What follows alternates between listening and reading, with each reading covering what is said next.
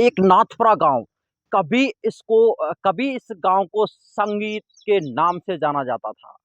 ये संगीत के कलाकार उस वक़्त एमपी, हरियाणा और उत्तर प्रदेश में विख्यात थे। यहाँ तक कि इस गाँव में ऐसे भी कलाकार अनेक हुए हैं जिन्होंने जो आगरा में लोकमंजरी कार्यक्रम आकाशवाणी पर प्रसारित होता था, उसमें भी प्रस्तुतियाँ दिए हैं। मैं उसी नाथपुरा गाँव, ये भरतपुर जिले का छोटा-सा गाँव है, हालाँकि इस पर आपकी नज़र कम ही पड़ी होगी क्योंकि आप रुदावल से जब जाओगे तो ये इस तरह का यहाँ पर लोगो मिलेगा और यहाँ पर निवास करते हैं जोगी समाज के वो लोग, जहां सजता है हर घर में संगीत। तो आज सच बेधड़क के जरिए आज वो तस्वीरें देखेंगे कि आखिर संगीत से इस नाथपुरा गांव का क्या है कनेक्शन और किस तरह यहाँ के लोगों की पहचान अंतर्राष्ट्रीय स्तर पर बनी है। नमस्कार, आज हमारे इस खास कार्यक्रम में आप देखेंगे जोगियों का जलवा। मैं नाथपुरा गांव में इस वक्त आ चुका हूं और यहाँ पर मेरे साथ सुरेश जोगी और मुरारी जोगी दोनों ही राष्ट्रीय स्तर के कलाकार हैं। हालांकि उस वक्त ये जब संगीत की दुनिया में थे तो हजारों रुपए मात्र मिनटों में कमा लेते थे, लेकिन जैसे ही जो आगरा में आकाशवाणी दूरदर्शन पर कार्यक्रम चलता था मंजरी, वहां पर ये प्रस्तुति देते थे। वहां पर जब से वो कार्यक्रम हुआ है तो ये रोजी रोटी के लिए तरस रहे। आज इनसे जानेंगे हम कि कैसे इनका जीवन का जो पूरा संघर्ष रहा और इस स्तर तक पहुंचे। सुरेश जी, स्वागत है आपका सबसे पहले तो सच बेधड़क पर। सर बताएं, ये जो आपके हाथ में लगा हुआ है क्या है और कैसे इसको बजाते थे आप उस वक्त? सरंगी है महाराज। हाँ सर, एक बार हमारे दर्शकों को बजा के बताएं आप इसको। हाँ बताऊंगा।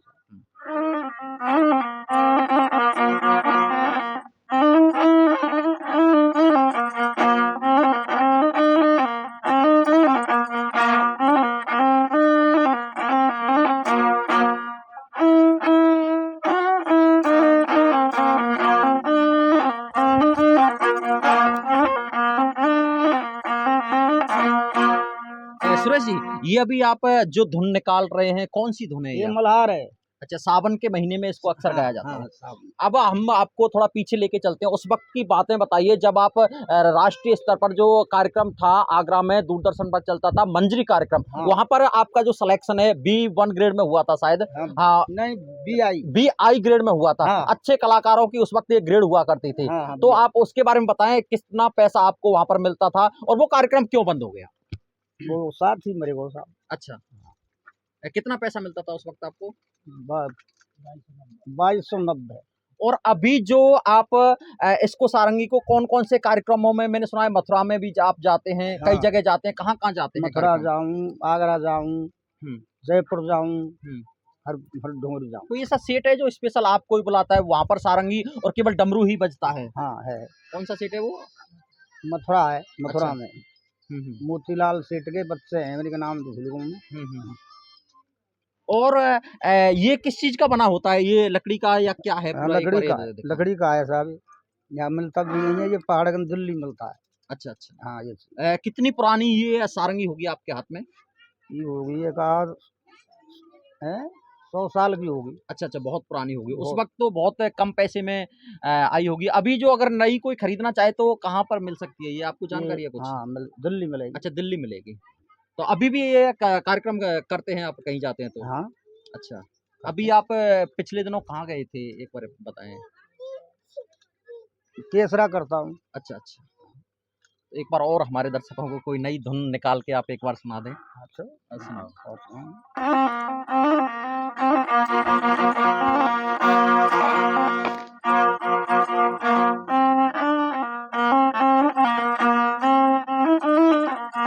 अच्छा सूरज जी, इसके साथ साथ में आप और भी, ये डमरू भी साथ ही बजता है इसके? हाँ, साथ ही। क्या पूरा कॉम्बिनेशन होता है, क्या क्या चीजें साथ में होती हैं जब इसको बजाया जाता है? डमरू और सरंगी। अच्छा अच्छा। चलिए, मुरारी जी हैं मेरे साथ, उनसे भी हम आपको रूबरू करवाते थे। मुरारी जी, भगवान भोले के हाथ में डमरू जिस तरह से धारण होता है, आपने अभी इसको धारण कर रखा है, सर इसके बारे में हमारे दर्शकों को कुछ बताएं, ये किस तरह बजाया जाता है? सबसे पहले तो आप शुरुआत करें, बजाए के एक बार दिखा दें हमारे। अच्छा, जरूर बजाऊंगा।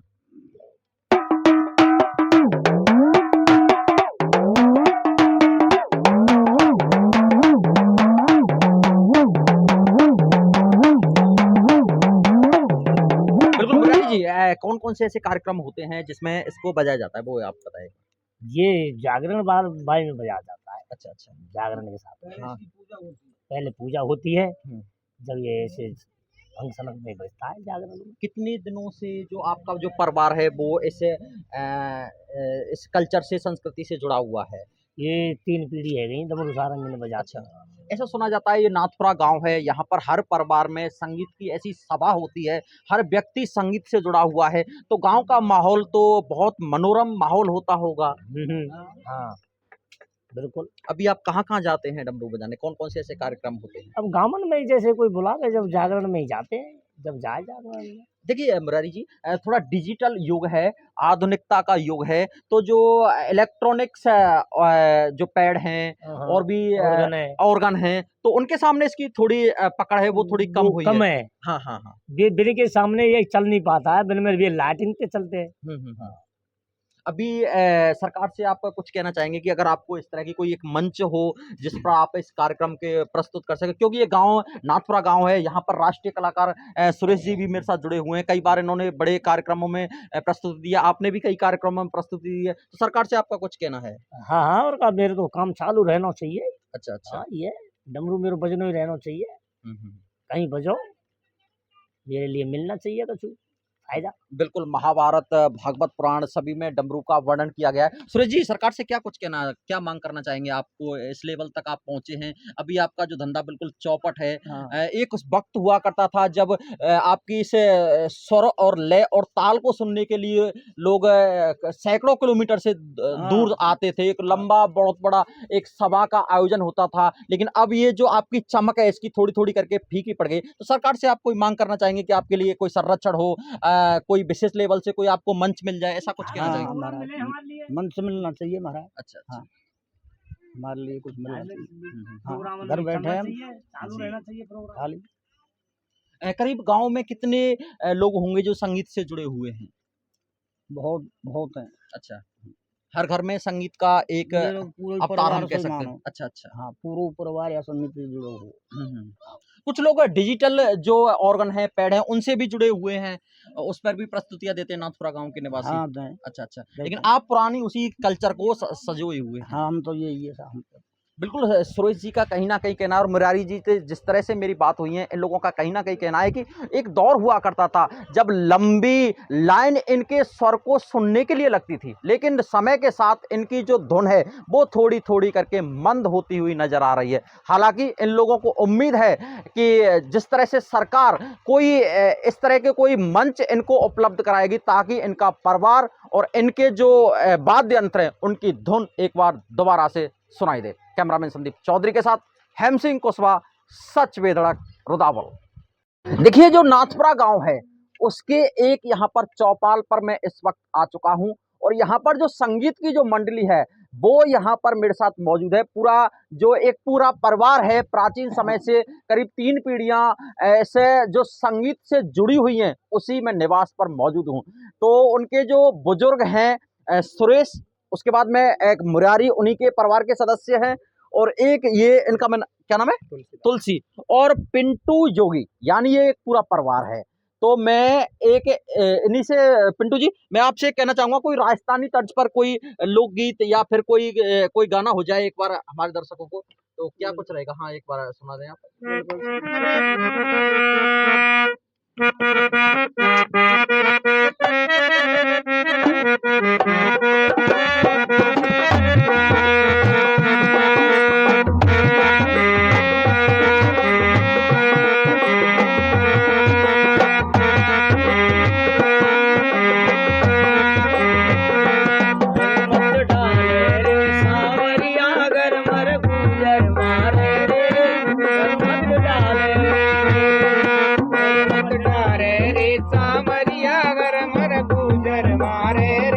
रंग मत डाले रे, रंग मत डाले रे सावरिया, घर मर गुजर मारे रे, रंग मत डाले रे, रंग मत डाले, रंग मत डाले,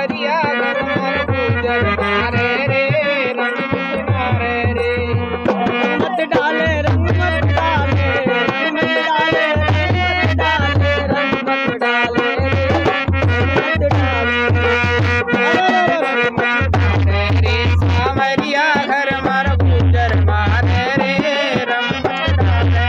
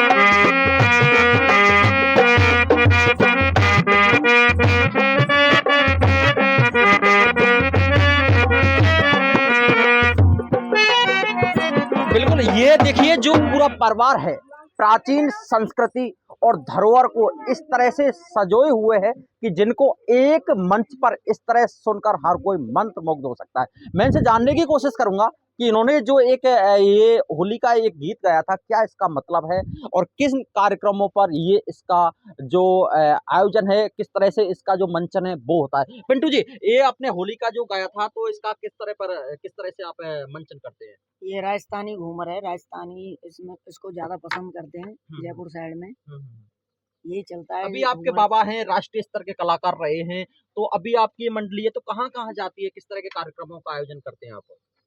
काफ़ी दूर तक प्रोग्राम करते हैं, दिल्ली अच्छा, कौन-कौन से कार्यक्रमों में रात्रि जागरण या फिर किस तरह के जागरण का होते हैं? है, रात्रि जागरण, भोले बाबा की, शिव विवाह की कथा है, जहारवीर बाबा की कथा है, देवी जागरण है, औत प्रेत, भैरव भूमिया सबके जागरण। क्या आपको नहीं लगता कि एक इतने बड़े कलाकार रहे हैं, मात्र मिनटों के लिए हज़ारों रुपए इनको उस वक़्त मिलता था, लेकिन जो कार्यक्रम है वो बंद हो गया। इनको कोई इस वक़्त एक बड़ा मंच मिलना चाहिए। हाँ, इस वक्त बड़ा मंच इनको मिलना चाहिए। आजकल का क्या है कि मॉडर्न ज़माना कर दिया लोगों ने। आजकल इनको कोई पसंद करना नहीं चाहता। आजकल ऑर्गन पैड वगैरह और बड़े-बड़े ड्रम ढोल वगैरह साज़ हैं, उनको ही ज़्यादा पसंद करते हैं। नाचना, कूदना ये ज़्यादा पसंद है आजकल। इनको बहुत कम लोग सुनते हैं और बहुत कम हैं इनको सुनने वाले। हाँ, एक युवा हैं इस कला से जुड़े हुए हैं, तुलसी जोगी उनका नाम है। मैं उनसे भी जुड़ने की कोशिश करता हूँ। तुलसी जी, आप जो कार्यक्रमों में किस तरह का आपका रोल रहता है अभी? क्या करते हैं आप? ये ढोलक बजाते हैं। अच्छा, अच्छा। बिना ढोलक के कोई प्रोग्राम ही नहीं होता। अच्छा, अच्छा। ढोलक होती है जो भी प्रोग्राम होते हैं। जब आप इतनी बड़ी मंडली के साथ जाते हैं, आपके बाबा, आपके भाई, आपके चाचा, इस तरह का ये पूरा परिवार है आपका, तो कैसा लगता है आपको? अच्छा लगता है, सभी साथ जाते हैं, सभी बजाते हैं, गाते हैं। बिल्कुल, इन लोगों को कहीं न कहीं कहना है कि जिस तरह से इनकी जो संस्कृति है, इनकी कला है, इनकी जो धरोहर है, उसको संजोए रखने के लिए ये पूरी कोशिश कर रहे हैं। बस इनको एक उम्मीद है कि सरकार इनके जो कला है, उसको कोई एक मंच दे, ताकि ये लोग अपने जो परिवार का भरण-पोषण है, वो अच्छी तरह से कर सकें। देखिए, एक चौराहे पर मैं इस वक़्त नाथपुरा गाँव में यहाँ पर आ चुका हूँ। कुछ युवा वर्ग के जो लोग हैं, वो मेरे साथ यहाँ पर जुड़े हुए हैं। मैं उनसे जानूँगा कि किस तरह से इनका जो धंधा था, पहले ये लोग गाँव-गाँव जाकर जागरण और तमाम तरह के कार्यक्रमों में भाग लेते थे। वहाँ पर इन लोगों का जो पैसा मिलता था, उससे इनका परिवार का भरण-पोषण होता था। लेकिन धीरे-धीरे करके उनकी जो इनके कार्यक्रमों का आयोजन होता था, उनमें कहीं न कहीं एक कमी आई है। और लोग इनके कार्यक्रमों को अब कम महत्व देने लगे हैं। तो क्या कुछ कमी रही है? कुछ युवा मेरे साथ यहाँ पर जुड़े हुए हैं, मैं उनसे जानने की कोशिश करूँगा। क्या नाम भाई साहब आपका? मेरा नाम भूपेंद्र है। भूपेंद्र जी, क्या कुछ कहना चाहेंगे आप? पहले आपके जो परिवार है अच्छा खासा पैसा कमाते थे, कहाँ कमी रह गई? पहले जो थे हमारे जो बड़े-बूढ़े थे, जो बुजुर्ग लोग थे, वो अच्छा पैसा कमाते थे। उसके बाद में जो अभी इलेक्ट्रीशियन जो वो आ गया है ज़माना, जिससे क्या है कि इलेक्ट्रीशियन जो उन्होंने अपना वो ले लिया है, जैसे ऑर्गन वगैरह, पैड वगैरह, जिनके कारण क्या है अभी फ़िलहाल में हमारे जो संगीत में जो कमी आई है, तो धीरे-धीरे वो हमारा स्तर गिरता हुआ जा रहा है। जिस वजह से जो इनके जो हमारा जो भरण-पोषण होता था, वो उसमें भी कमी आने लगी है। तो हम ही तो सरकार से ये दरख्वास्त कर रहे हैं कि हमारे जो या तो हमारे लिए कोई ऐसे रोज़गार मिलना चाहिए या हमारे लिए कोई मंच मिलना चाहिए, जिससे हमारा भरण-पोषण हो सके। बिल्कुल, और भी युवा हैं मेरे साथ। भाई साहब क्या नाम है आपका? मेरा नाम निर्भय सिंह है। निर्भय सिंह जी, क्या कुछ कहना चाहेंगे आप? मैं ये कहना चाहूँगा कि जो पहले अपना समाज था, योगी समाज, तो उसमें पहले सारंगी और तुम्हारे डमरू ऐसे वाद्य यंत्र थे जो राजस्थानी वाद्य यंत्र के अंतर्गत आते हैं। पर अब जो ये हैं जो इनके बजाने वाले हैं, वो इस कला से पीछे पिछड़ गए हैं। तो अभी मेरी तो यही कहना है कि इनको जो कहीं अच्छा मंच मिले, जहाँ ये अपना प्रदर्शन कर सकें। तुलसी जी, क्या कहना चाहेंगे आप? यही कहना चाहूँगा कि ये इनको मंच मिले, ये अपना प्रदर्शन दिखाएँ, कि लोगों को बताएँ कि हम ये कार्य करते थे और हमारा भरण-पोषण हो सके। स्थानीय निवासी के तौर पर मेरे साथ सोहन सिंह योगी हैं, वो इसी गाँव के निवासी हैं, काफ़ी लंबे समय से संगीत से जुड़े हुए हैं। सोहन सिंह जी, जिस तरह से आपका परिवार है लंबे समय से इससे जुड़ा हुआ है सांस्कृतिक कार्यक्रमों से और जो सांस्कृतिक विरासत है पूरे राजस्थान की, उसको आपके परिवार ने, आपके समाज ने और आपके इस गाँव नाथपुरा ने राष्ट्रीय स्तर पर पहचान दिलाई, क्योंकि बाबा साहब हैं, ये भी काफ़ी चर्चित चेहरा रहे थे उस वक़्त। लेकिन कहाँ ऐसी कमी रह गई जिस तरह से इनको कोई अच्छा मंच इस वक़्त नहीं मिल पा रहा है और ये धीरे-धीरे करके इनकी जो एक तरह से ये कार्यक्रमों का आयोजन है, वो विलुप्त की कगार पर आ चुका है। बिल्कुल, सबसे पहले आपको और आपके चैनल के धन्यवाद जो आप इस छोटे से गांव नाथपुरा में पधारे और मैं इसी गांव का निवासी हूं। अगर बात करते हैं तो कमी की, जैसा कि आपने कहा कि कहाँ कमी रही, कमी की बात करें तो कहीं ना कहीं जो कमी की बात करें, आज ये जो ज़माना है वो मॉडल ज़माना है और मॉडल ज़माने के जो नई जनरेशन है वो इलेक्ट्रॉनिक सिस्टम जैसे ऑर्गन पैड, तमाम तरह के ड्रम हैं और भी तमाम तरह के वाद्य यंत्र बेंजो वगैरह चल गए हैं। तो ये जो हमारे बुजुर्ग लोग हैं, एक पीढ़ी से नहीं बल्कि 3-3, 4-4 पीढ़ियों से इस संगीत के कार्य को सजे हुए हैं। इसी से अपना जीवन यापन भरण पोषण करते हैं और परिवार को चलाते थे। लेकिन कहीं ना कहीं जब नई जनरेशन ये इनको सुनना बंद कर दिया, जैसे सारंगी है, डमरू हैं, ये पुराने वाद्य यंत्र हैं, और इनको अगर जब व्यक्ति मन लगा करके सुनता है तो कहीं ना कहीं एक अच्छी उनको उनके जो मन को शांति मिलती है। और पहले राष्ट्रीय स्तर के या राज्य स्तर के प्रोग्राम में हमारे जो बुजुर्ग लोगों में वो जाया करते थे और लोकगीत, लोक मंजरी जो आकाशवाणी केंद्र रेडियो सिंगर के ये हमारे जो चाचा जी हैं रहे भी हैं और अच्छा पैसा उस समय मिलता था। बताते हैं बुजुर्ग लोगों के तकरीबन 20 मिनट के इनको 22 से 90 उस समय में पैसे उस मिलते। वक्त काफी करीब 20 साल पहले का समय रहा होगा वो। जी हाँ। बिल्कुल, उस समय या एक नहीं बल्कि 4 लोग यहाँ से उस लोक मंजरी कार्यक्रम में उन्होंने प्रोग्राम दिया। नाथपुरा गांव से 4 लोग इससे जुड़े हुए हैं। बिल्कुल, पीआई ग्रेड के ये जो वो उस समय के जैसे विद्यालय में विद्यार्थी टॉपर होता है, उस समय के टॉपर हुआ करते थे। अच्छा। लेकिन कहीं ना कहीं वो प्रोग्राम इनका एक साथी गुजर जाने की वजह से वो बंद हो गया। उसी दिन से अब ये अपने जो घर परिवार है उस पर बैठ करके मतलब हाथ पर हाथ रख करके बैठे हुए, इनका रोजगार है बिल्कुल कहीं ना कहीं ठप है। अगर हम हमारी बात करें तो आज हम भी उसी जनरेशन में है जो युवा पीढ़ी है, तो अपना जीवन यापन है, संगीत से हम भी जुड़े हुए हैं। लेकिन जो नए जनरेशन के सोहन सिंह जी, सरकार बिल्कुल। इसमें क्या कर सकती है? क्योंकि एक बड़े मंच पर आपको पूरा हिंदुस्तान, सरकार के तमाम प्रतिनिधि इस वक्त आपको सुन रहे हैं। सरकार की तरफ से क्या पहल रह सकती है आपकी इस कला को संजोने के लिए दोबारा से? बिल्कुल, सरकार की पहल की अगर बात करें तो जो बीजेपी सरकार है वो कहीं ना कहीं जो भाजपा सरकार है वो भगवा बाने को महत्व देती है और उसको अपना मतलब सम्मान भी देती है। लेकिन ये जब जमीनी हकीकत पर देखी जाती है तो कहीं ना कहीं हमारी समाज जो भगवा समाज है वो पिछड़ी हुई है, क्योंकि जो हमारी समाज का मुख्य कार्य था वो होता जागरण करना, चाहे वो देवी जागरण हो या फिर शिव विवाह यानी भोले बाबा का जागरण हो। तब तक डमरू की पूजा नहीं हो जाती थी, तब तक जागरण का प्रोग्राम शुरू नहीं होता था। मैं जो सरकार है बीजेपी सरकार, उससे कहना चाहूँगा कि ये भगवा बाने को महत्व देती है, लेकिन ये लोग अपनी जो कला को संजोए हुए बैठे थे, कहीं ना कहीं वो पिछड़ी हुई है, उनके लिए कोई मंच नहीं मिल पा रहा है। सरकार के द्वारा काफ़ी प्रदर्शन और काफ़ी जो प्रदर्शनी होती हैं उनमें संगीत को रखा जाता है, तो इनके लिए कहीं ना कहीं बड़ा मंच मिलना चाहिए जिससे ये अपनी कला का प्रदर्शन कर सकें और कहीं ना कहीं इनको रोजगार मिल सके। ये हमारा सरकार से करबद्ध निवेदन है। बिल्कुल, इन लोगों से मेरी कहीं न कहीं बात हुई है तो इन लोगों का कहीं न कहीं कहना है कि पूर्व में जब बड़े-बड़े कार्यक्रम होते थे तो बड़े सम्मान के साथ इनको महीनों पहले जो निमंत्रण दिया जाता था और ये लोग वहाँ पर प्रस्तुति देते थे, वहाँ पर हज़ारों की संख्या में लोग इनको सुनने के लिए पहुँचते थे। लेकिन जैसे-जैसे समय बदला, इनके जो वाद्य यंत्र हैं उनका स्थान है वो रिप्लेस करके अब डिजिटल यंत्र हैं, चाहे वो पैड हों, ऑर्गन हो, तमाम तरह के जो यंत्र आ चुके हैं उन्होंने ले लिया है। अब ये लोग धीरे-धीरे करके अपने परिवार को भरण-पोषण करने के लिए संघर्ष कर रहे हैं।